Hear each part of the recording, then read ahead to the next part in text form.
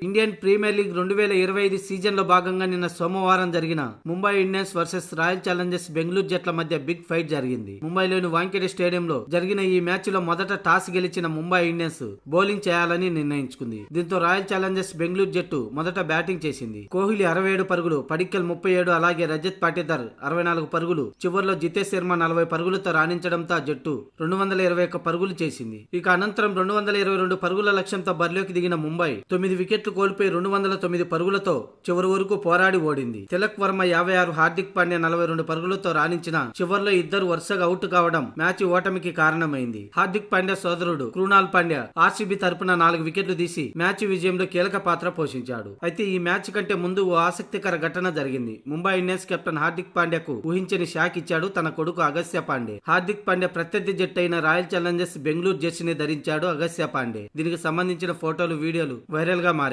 దీంతో తండ్రికి వ్యతిరేకంగా అగస్త్య పాండే వ్యవహరిస్తున్నాడని సోషల్ మీడియాలో ట్రోలింగ్ జరుగుతుంది.